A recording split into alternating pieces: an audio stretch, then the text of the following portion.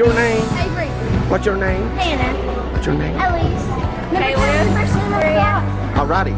We're watching David Grant's Sports Reports.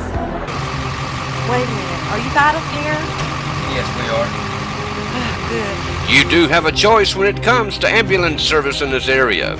So when you call 911, ask for the best, state-of-the-art equipment, and a well-trained staff who stand ready to respond to your call.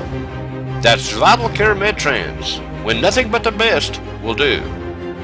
Hello everybody, David Graham with a sports report. This was the first for us in middle school volleyball game. A coach taking his team off the floor in the middle of the game and leaving.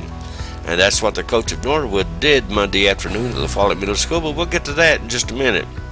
The Lady Owls playing their final home game of the season Monday against Norwood, who came in confident until our Lady Owls started playing the way Coach Greg Vincent had been screaming and teaching all season long, passing, serving, digging, and all that stuff, and doing it all the right way. Our JV won 2 out of 3 games over Norwood. We lost the first one 25-14, but turned it around and started playing much better, winning game 2 25-18 and the final game 15-11. Everything was going along smoothly, well, until the varsity game began. We won game 1 25-14, but game 2 is when the trouble began. One of our Lady Owls, she grunts when she serves, and you can hear her all over the gymnasium when she does it. The Norwood coach complained to the referee about it, but there's nothing in the rule book that says she can't do that, as it's just something she does, and she's done it all season long.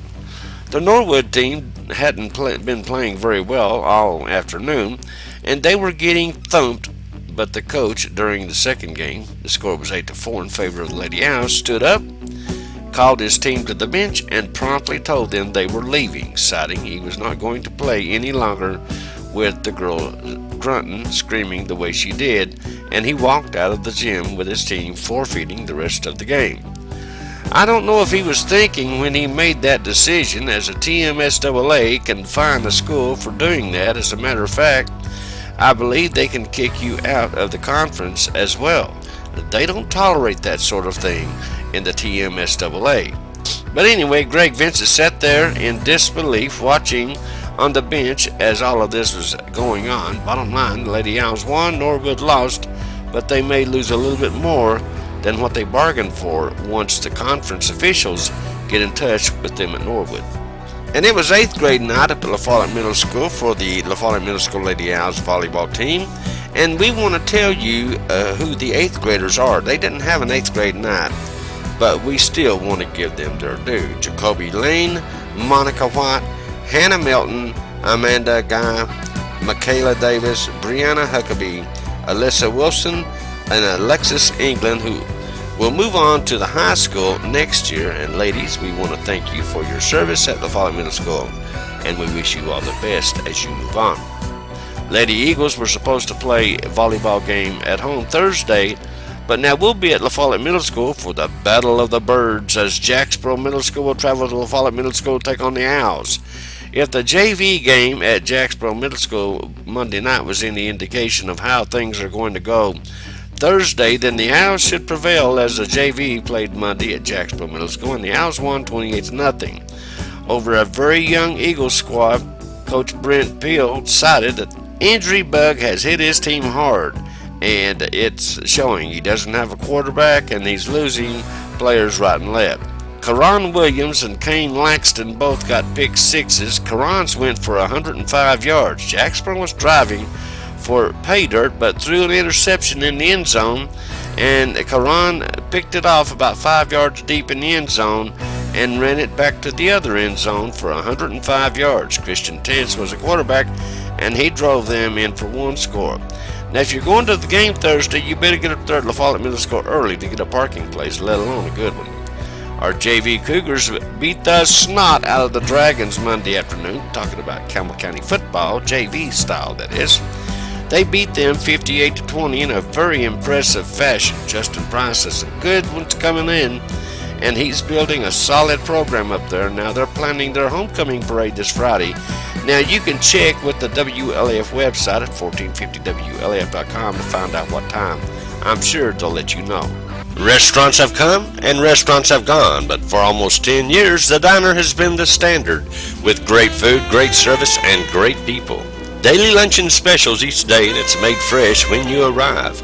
Come in and try their great home cooking, and don't forget to try one of their delicious cakes or pies made fresh by their very own pastry chef.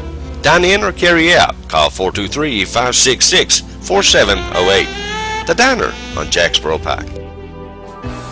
Our baby Cougars of the Campbell County Youth Football Association went to Claxton. We told you about this the other day, but we didn't give you any scores. Now this Saturday won 2 games, both by shutout. The Hoppers won 26-0, and the Cutters won 39-0. They don't have a JV Hoppers team up there, so they didn't play.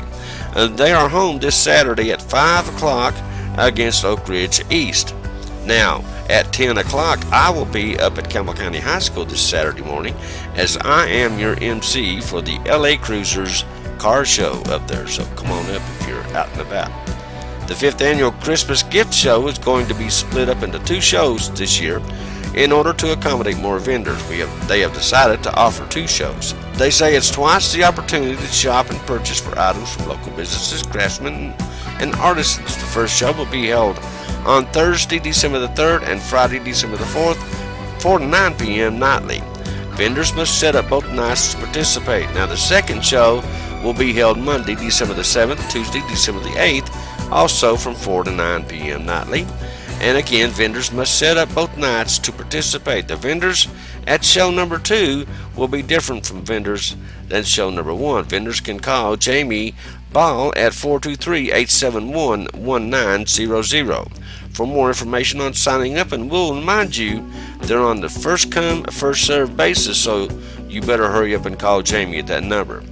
Okay, that's a real quick look at today's sports. I thank you guys for being with us. You guys stay tuned. There's a whole lot more to come right here on WLAF.